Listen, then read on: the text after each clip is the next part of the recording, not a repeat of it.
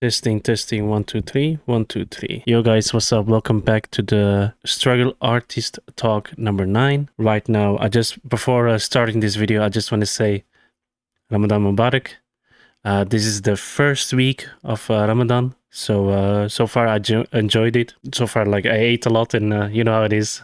Making sure like my prayers on time, reading the Quran daily and making a habit out of it. So any of my Muslim viewers, Ramadan Kareem, Ramadan Mubarak for those who are participating in it, and those who are not participating in it, still appreciate it.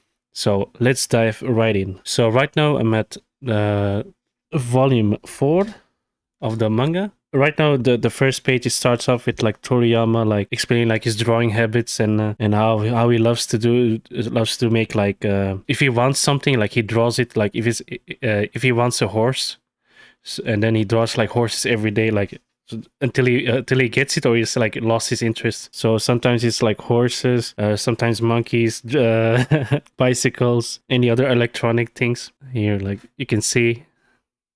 Okay, the first thing first, Vegeta like flexing his power level after surviving like Goku's like first time like Kaioken attack. The fact that he managed to keep up like with ×2. So this time like we get like this scene of Vegeta like showcasing his superpower and trying to like overpower him after like fighting and throwing around and give him like a hard time. Vegeta threw like a fireball ki blast. I think he also did that in the anime to make him like force him to avoid it.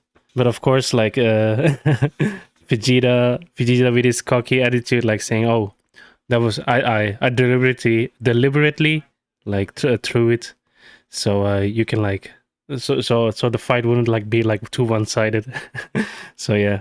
After like Goku dodged his attack, it's like his shirt got ripped off. Here you can see like if you look over here, kind of looks like Super Saiyan. So who knows? Maybe it's like hinted that Super Saiyan is like hinted from the beginning. So who knows? Or maybe that's just like main action. So I'm just thinking too deep about it.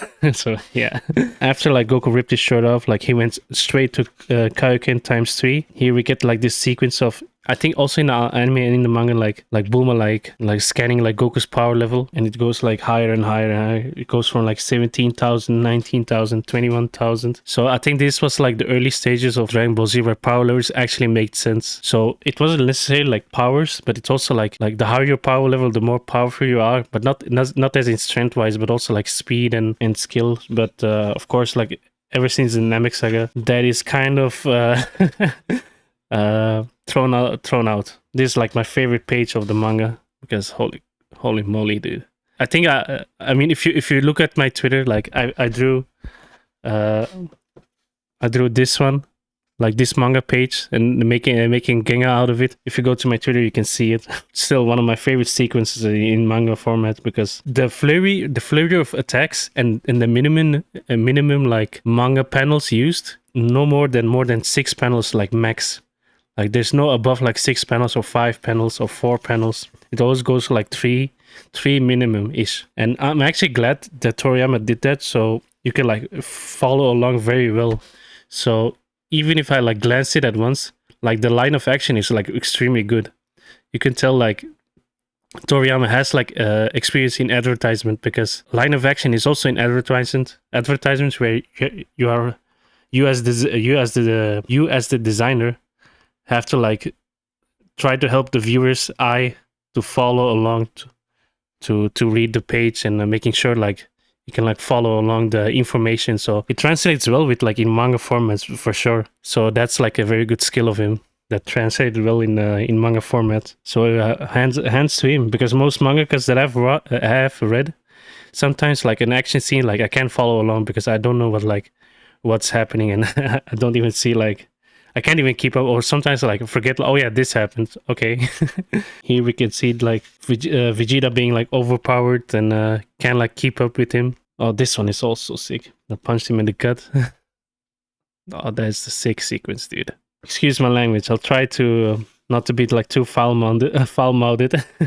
Here we can see like Vegeta getting angry. Also like his Saiyan pride is getting hurt. Here we get this infamous scene of the Gallic of the beams, infamous beam circle. Oh, that is also a sick page.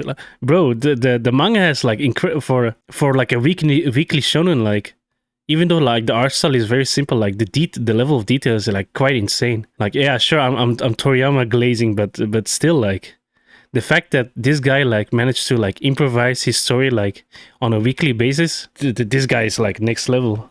And even this is like the beginning stages of him being like a very good like, not only writer but also like an artist, because the Saiyan Saga art was like really well done. Since in the manga, sometimes they use like Japanese words. So the Gallic gun is called Gyarikuho. So maybe hope I can pronounce it right. You can see it. We get the Kamehameha. Kamehameha. Oh, that's nice. Badass scene. I will say the beam struggle in the anime, like literally like 10 times better than the manga, but still the fact I really like this black and white like page, like really showing like the contrast of like making sure like all the attention is on the beam struggle as a viewer. So that's actually nice. I think like in the anime it was the beam struggle was quite long, which I like personally because it creates like atmosphere or like tense intensity, like oh he's like really like holding on. But in manga format it's like very like it's literally like page 1 and then we're already going to like Kaioken ×4 here. Then we get like very cool scene thinking yeah Vegeta is beaten. Of course, Vegeta survives. Vegeta avoided like the beam clashes and decide to use the Uzora form like in his mind, but for some reason can't seem to find him. Of course, if you remember, like in the previous volume, Piccolo destroyed the moon. So while Vegeta was like lamenting and trying to find the moon, King Kai was like shit talking like, oh yeah, this guy doesn't know, ha ha ha ha. And then of course Vegeta like with like a evil sinister smile, saying like, oh yeah. Yeah, sure. This might this might f me up, but this is worth it. I'm glad to see his like reaction out of it. So he goes down and decide to make like an artificial moon. Okay, the exposition here is quite insane. Maybe you can like pause the video because compared to the Funimation dub, like of course you remember like the Bardock is like a great scientist or any of the dubs, but this in the manga it's like explained quite very detailed. So if you as an avid DBZ watcher like pause the video and just read it, like what's it all about, like the moonlight has like specific like what's it called again, Xeno units per second, and then all that stuff. But the Saiyans have managed to find like an artificial way of like to conveniently, how convenient that that they can make like their own moons. So of course like the burst open and mix, at least that's the same. Then Vegeta like transforms into a Zaru, and then we go back to Goku and what I'm selling is Krillin and Gohan like complaining like, oh should we go back, and then of course like it's of course Gohan's son wants to save Goku because it's been how many years has he seen his dad, so he's not gonna risk it like seeing him dying again, so he goes back, which is a wise choice. And yeah, Krillin decided to go with him because yeah he has to.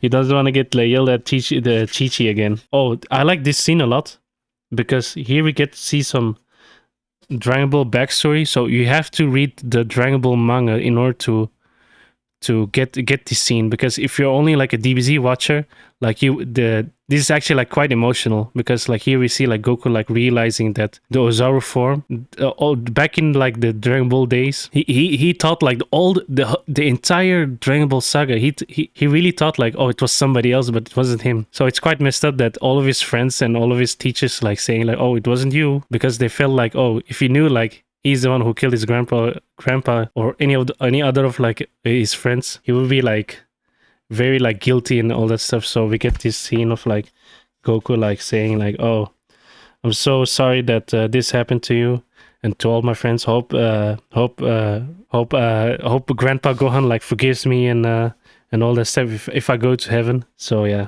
and then we get this scene of Ozaru Vegeta like smacking Goku around. Oh man, the art is so good, man.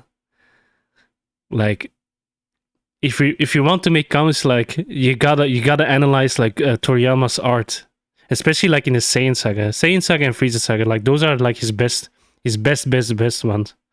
Of course, Majin Vegeta and what I'm saying is like Majin Buu Saga and Cell Saga are also good, but the paneling work on Saiyan and Frieza Saga is like really like top tier. This is like top tier material right here. Then of course like he keeps trying to like dodge Vegeta's attack, and then he used the Taioken, or called the Solar Flare in English. I think what's the translation here in Viz Media, aka Fist of the Sun. So yeah, Taiyo is sun and Ken is a fist. Some Japanese lesson for you guys. Vegeta is blinded, so it gives him like 10 seconds ish to charge the Genki Dama, which has been hinted like in the beginning of the off-screen training. Then of course like Vegeta gains his eyesight again, and then it was like literally like as soon as Goku like finished like charging, as soon as he like wants to throw it away, like Vegeta uses like his mouth beam attack, overpower Goku, because it was quite fast like how he managed to he managed to catch him. So we get like he used now we get the scene of like Goku like using all of his energy, like he's like complaining like, oh damn, not really complaining, but he literally used like his last trump card, and now he's like extremely tired. So we get this like brutal scene of Goku's legs getting crushed. So oh man, you can see like here like his entire both of his legs is like inverted, so it's actually like quite messed up to see how nasty it is. Oh man, I'm telling you guys, like the brutality in manga is like they don't hold back like compared to the anime, because in anime they are like forced to censor it like if it gets like too brutal. I mean, of course you get like brutal scenes like in Fist of the North Star, but that was like early 80s. But Hokuto no Ken, I don't know why I'm like going off, but just quickly, like back in the day, like Fist of the North Star, Fist of the North Star had its complaints, so it didn't got off like scot free. So yeah, but still, like this type of violence in Dragon Ball Z, in the Dragon Ball manga, like it was quite consistent. So sometimes you get like very brutal scenes. So you gotta get used to that. Oh yeah, and then we see like Vegeta like being proud of like him crossing his legs and that. And then we get this scene of Goku like shit talking back, like, "Oh, shut up, Vegeta. It's not something to be proud of." Then of course he's gonna like crush him with a finger. And then Goku used like his last ditch attack, as if his eyesight is like not broken. He decided like to shoot him in the eye again to mess with him, as in like last effort. Last effort. So that's actually quite funny. Then of course we get the scene of Goku like getting crushed, and then Yajirobe is watching, and everyone is like.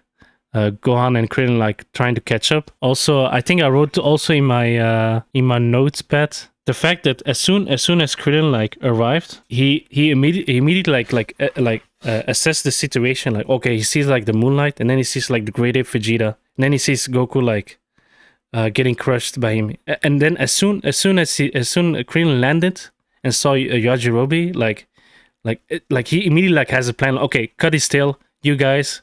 Distracting while I'm using my Kienzan. That's actually like a pretty cool moment of Krillin. I'll tell you that. So that's actually pretty fire. Then we get the Kienzan. Of course, he dodges it. Of course, like so much stuff is like happening, because it's like an entire arc of like nothing but like bangers after banger, like, oh, this happened and this happened and this happened. Like for example, this one, like Yajirobe like cutting his tail. Mind you, Yajirobe, he's a fodder character, but for some odd reason, like he keeps like coming in clutch, because yeah, sure, like Yajirobe is like cowardly, but the fact that he managed to save Goku's life, Gohan and Krillin's life, like multiple times. Like this isn't the first time that he saved every Z fighter. So you gotta give him respect. I'm sad that Yajirobe doesn't get like screen time again, which I'm like, oh damn. So that's like his like last best moment. And of course Vegeta is like reverted back. Oh, this one is a nasty scene, because like as soon as Vegeta is reverted back, reverted back. He's like beating up everyone. So that's actually quite messed up. Then you get like this scene of Vegeta like a flying knee, kneeing Goku's stomach. So that's actually yikes. I'm telling you, man, DBZ fans, you need to read, man. You're missing out. Then of course Gohan is mad and fights Vegeta. Vegeta's getting like his 1v1 with Gohan. While Vegeta and Gohan like fighting, like we get the scene of like Krillin like getting the spirit bomb, like the one-handed spirit bomb of Goku. This part where Krillin is like talking to King Kai. In my opinion, I like the anime more because it was like Krillin like embracing like everyone's like. It was filler, but I liked it more because it was like, oh, he's holding like everyone's hopes and dreams and life energy like into his hand, and then you get like this sequence of him like embracing it.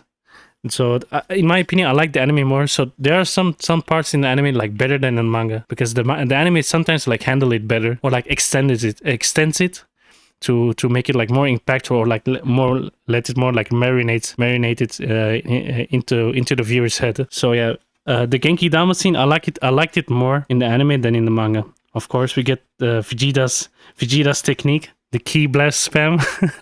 I wonder like if I'm gonna see that again like in future arcs, like in Namek, how many times he's gonna do that. And then of course Krillin throws it. Vegeta managed to avoid it. Then Gohan like bounces it back. There's like in this arc, there's a lot of like oh they won, and then no this happened, and no they avoid.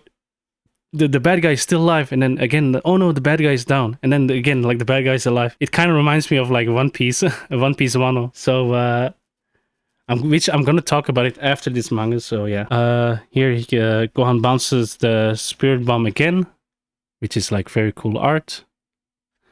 Oh, the fact that I really like this scene of like this panel of Vegeta of like where it's like his body is like super stretched. It's like upside down, but if you like do it like that, like you can see like how much pain he is in, and then you can see like his head is like stretched out, like being like off model, which I kind of like. I don't mind like Dragon Ball Z characters like going off model to like showcase like his pain or like over exaggerate like something, which I don't mind. Then of course like everyone thought like, oh, this is my favorite scene because. Again, this happened again, like with the fake out of like, oh, Vegeta is dead. And then Krillin checking out like, oh, we should give him a grave. And then Vegeta in on the last panel like, yeah, for yourselves. And then everyone is like shocked. And then Toriyama is like going like, oh no, psych, and then psych again, and then psych again. Of course, like here the scene of Vegeta like still standing up, tanking a Kamehameha, a spirit bomb. And then I'm like, oh, this guy like survived like 3 special attacks of Goku, and then the Kaioken again. I'm like, oh shit, this guy's a menace. So I think that's why like like Toriyama realized, or maybe his editor realized like, oh, this guy has too much potential, because he literally like survived like a lot of attacks. So it would be like a waste of a villain to be removed. So I'm glad his editor or Toriyama himself like decided not to delete Vegeta. Vegeta using like his explosion wave. He thought like he could like wipe everyone out, but of course he's too weak, which extends the fight even more. Oh, and then we get this scene of like Vegeta realizing like Gohan has like a tail. Then he immediately like looks at the moon and says, "Oh hell no! I'm ending this. I'm ending this boy right now." Then of course Yajirobe again saves a Z fighter, which you gotta give credit to Yajirobe, because like every time like the Z fighters are in problem, like he jumps in immediately, even though he's like super weak. So he has been more useful than Krillin. I will tell you that. I mean, I'm not gonna like undermine like Krillin's effort. But he's like legit like the MVP, even though he's like the weakest one. So I gotta give props to Yajirobe. And then of course like more comedy scenes of Yajirobe, like you would get it like his ass kicked again. Goku like immediately yelling like, "Oh, Gohan, look at the sky quickly!" Then Vegeta is like, "Oh hell no, I'm gonna stomp him while he's like transforming." But of course, oh, this is a cool art of Gohan like going like ape mode. Then we get like another fight of Vegeta finding a great ape. So the roles are reversed. So which I'm surprised again. Like, oh wow, that's quite the reverse role here. So here we get like Vegeta being like humiliated, and again he decided like use the Kienzan again, but this time he managed to like do it properly compared to Krillin. So here we get this scene of like Gohan like trying to jump him, but he caught him in like midair. Cut his tail midair, then he got crushed. Got crushed by Gohan. I don't want to show this manga page because it's like naked Gohan, so I'm not gonna do that. Then of course we get the last page of Vegeta like summoning his pod and realizing like, oh, I've never been this humiliated, or like I never fled from a fight before, so this is like the first time. So and then I think that's like the last page. Then we get some title page art, so I'm gonna show you that. We got, like I said, like in the beginning of the video, like Toriyama like drawing bicycles. Hey, as an artist, drawing bicycles or any object is difficult, man. The fact that this one looks good, like props to Toriyama, like drawing bicycles, because drawing bicycles is super hard to do and very boring to draw it, because I'm not a fan of drawing objects. More page art. We got Goku and Vegeta, and then of course the Son family like on a car. Some more. Then we got Yajirobe, the Saiyan Slayer. That's actually pretty fire. Nice page art. Then we got everyone and the gang, except Goku being knocked down. So that's actually pretty nice cover art. And then we got this page art. Oh no, I think I've seen this one. Yeah, I've seen this one. But there's like one page art that I haven't seen one never in my life. So I've seen this one. But never also seen the left one, but I've never seen this one before. Like with Gohan like doing like the Kage Bunshin or like a ninjutsu hand sign. So that's actually pretty dope. Which I think it's from Naruto. So the fact I think Naruto like saw this, and then you know what, Kishimoto decided like, okay, let me make a story about ninjas. Who knows? Maybe he saw that and then he got like inspiration of making it. Of course, some promo art. Boruto and Yamcha reincarnated. I think that's it. Yep, that's it. That's volume 4, guys. So now I get to talk about One Piece. Oh, I think I talked about like a half hour about Dragon Ball, so forgive me. I'm gonna take the hat off, and now we're talking about One Piece. I'm gonna keep it short, since I think the last time I saw the episode was 1015. Now I'm at 1025. So to keep it short and stacked, spoiler here.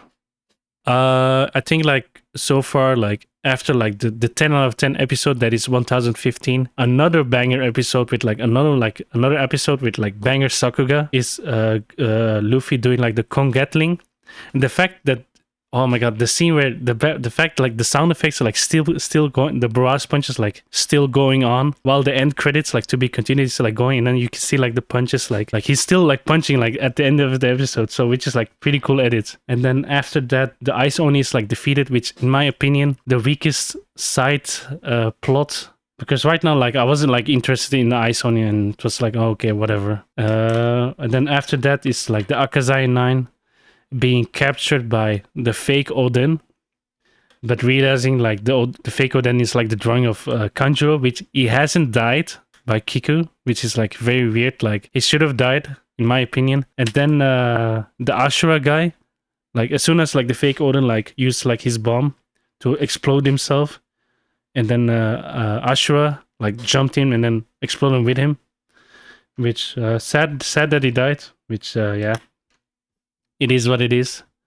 But to be honest, like I was like very connected with Ashura, so, or any of the Akazai 9, because I was first interested in Kawamatsu. Then kind of like my interest like dwindled down, because like, oh, he hasn't like had enough screen time, or even Kiku. Like, why does Kiku and Kanjuro had like a serious fight?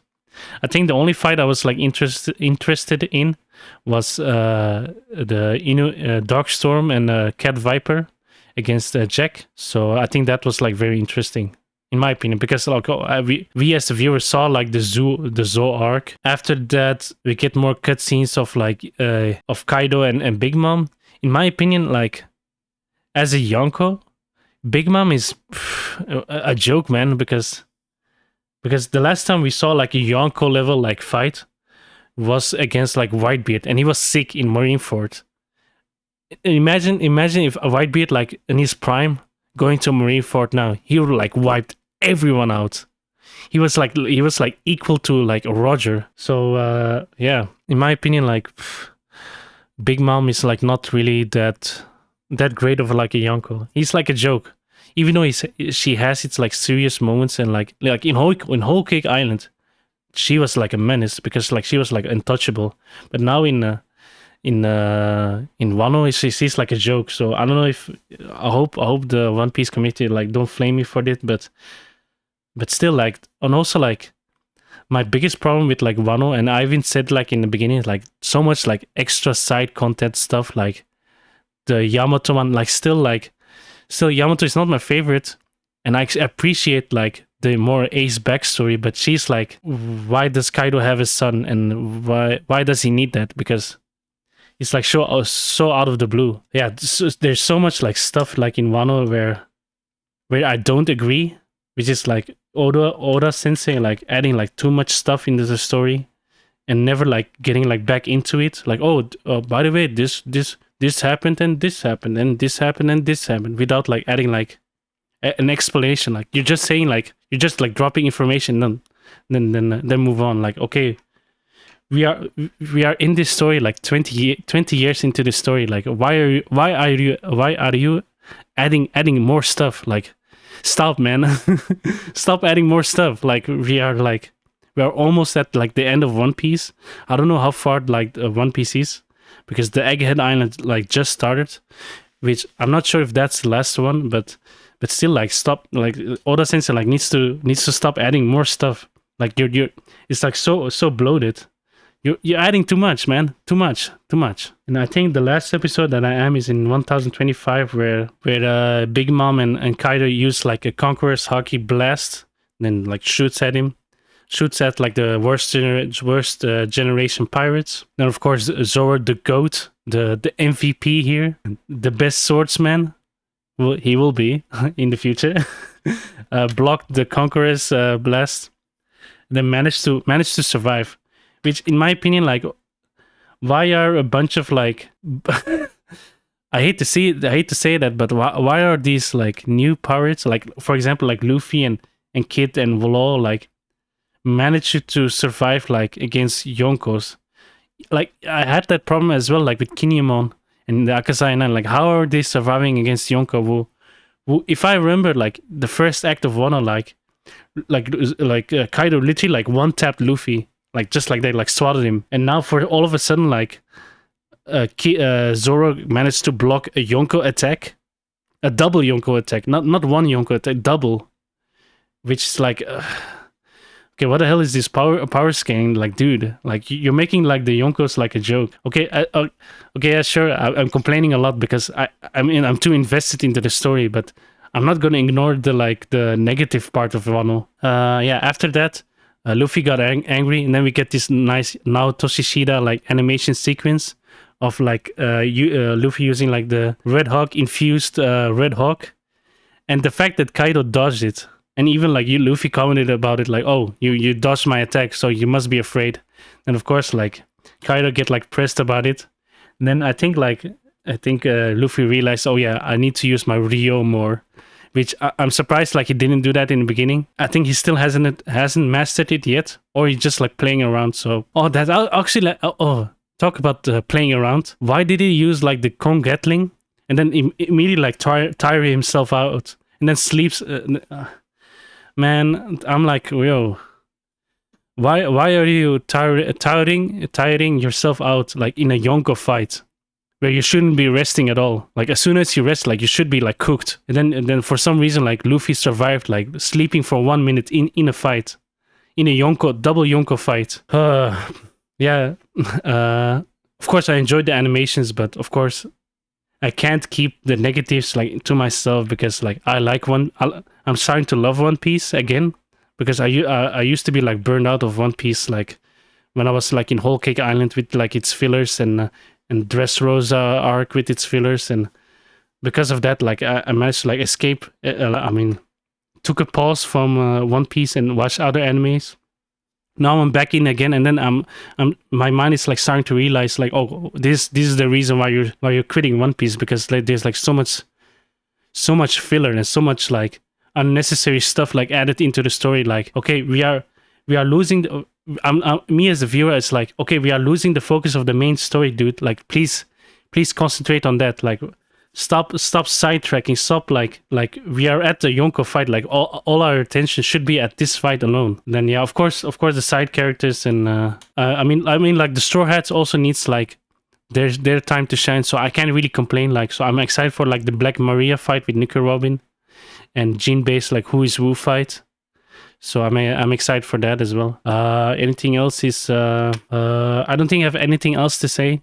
Just hope it gets better. Hope, because I've realized like the Wano arc is like a year old, or like 1 year old. So I'm just like, okay, an anime arc shouldn't be this long, because that's actually like ridiculous. It should be like at least like 30 episodes or like that. But One Piece anime is like built different. In my opinion, like the Wano arc is like a little too long. It should have like skipped, or like the fat should be like trimmed out of it. So which I'm glad like the One Piece exists, which I started watching the Wano arc like I started watching like the Wano arc like with One Piece first, and then caught up to the anime. Which in my opinion, if you haven't watched the video that I've made like in the past, you should watch One Piece first and then the One Piece anime. I recommend it. So I think I've said enough. Hope you guys like my ranting. It's 40 minutes long. So but I'm sure like editing it, like it's gonna be like shorter. So I think this is also like my longest one. So yeah, my name is Anadil, and make sure to like, subscribe, share with your friends if you like me like talking to the camera. Because yeah, I want to make more content like this. And of course it's Ramadan, so I'm not going to use like music and sound effects, and so this is all going to be like raw material. So yeah, yeah, hope you have an amazing day and amazing Ramadan, guys. Bye.